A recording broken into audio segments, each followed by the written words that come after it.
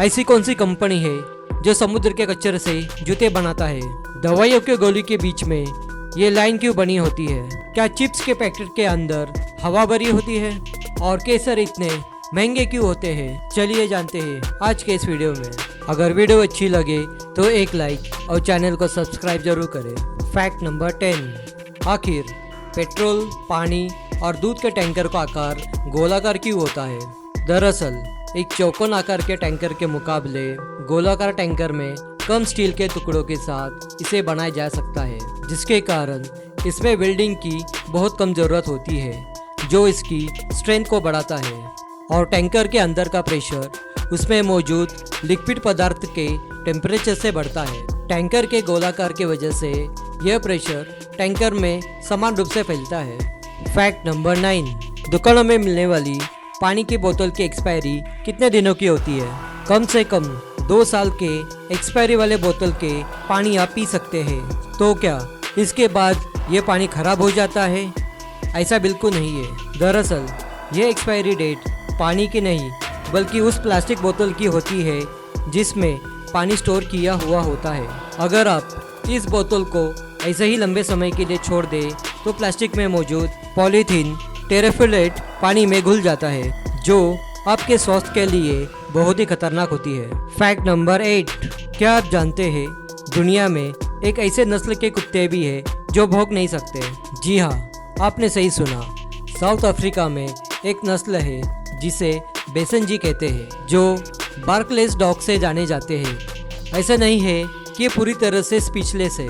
जब ऐसे कुत्ते खुद को एक्सप्रेस करते हैं तो एक तरह की आवाज़ निकालते हैं, जो कुछ हद तक आपको ऐसा लगेगा कि वो कुत्ता हंस रहा है। Fact number 7। क्या आप जानते हैं इमोजी को सबसे पहले किसने क्रिएट किया था? विकिपीडिया के अनुसार शिगेटिका कुरिता वो इंसान है जिन्होंने इनका आविष्कार किया। शिगेटिका कुरिता एक जापानी इंटरफेस डिजाइनर है जो इमोजी की शुरुआती डिजाइन के टीम का हिस्सा रहे थे, जिन्होंने टीनेजर के लिए एक हार्ट शेप की एक स्केच तैयार की थी जो एंटिटी के डोकोमो पेजर में दिखाई देती थी, और आगे चलकर वो एक रेड हार्ट इमोजी बन गया।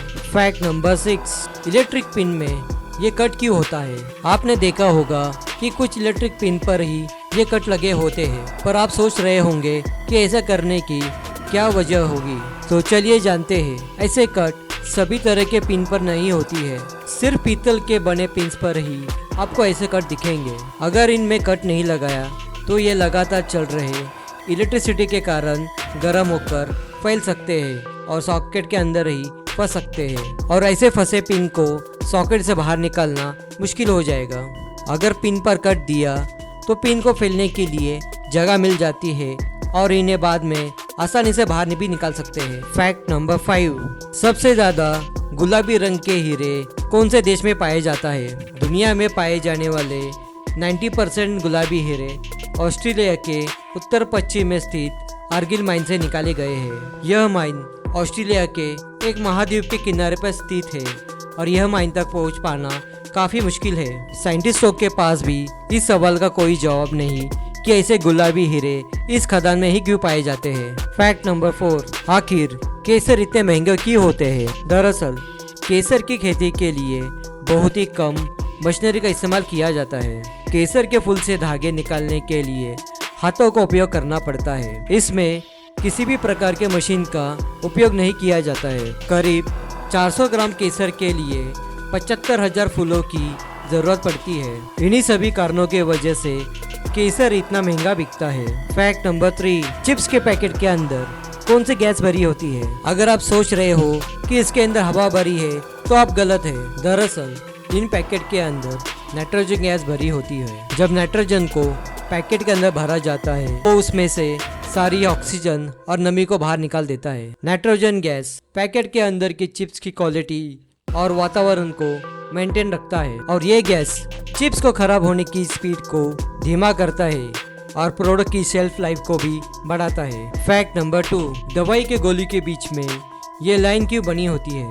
आपने देखा होगा कि कुछ दवाइयों के गोली के बीच में ये लाइन बनी होती है जिसे स्कोरिंग कहते हैं। अगर आप सोच रहे हो कि एक सिर्फ डिजाइन का हिस्सा है तो वो आप गलत है। दरअसल सैकड़ों कलर और पावर की गोलियां मार्केट में मौजूद है। यह लाइन सिर्फ हाई पावर गोलियों पर ही होती है, जिसका मतलब यह है कि आप ये गोली को बीच से तोड़कर आधी भी ले सकते हैं। फैक्ट नंबर 1, क्या आप जानते हैं वो कौन सा ब्रांड है जो समुद्र से निकले प्लास्टिक बॉटल्स और दूसरे कचरे से जूते बनाता है? जी हाँ, आपने सही सुना। एडिडास एक ऐसी कंपनी है जिसने 2015 में समुद्र से मिलने वाली प्लास्टिक की बोतल और दूसरे कचरे से शूज़ और स्नीकर बनाने के लिए पार्ले कंपनी से डील किया है। इस कचरे को रिसाइकल करके अल्ट्रा और अल्फा बूट्स के शूज़ का निर्माण करती है। अब तक इस कंपनी ने समुद्र में जाने वाले 2800 टन से ज़्यादा कचरे को रिसाइकल किया है।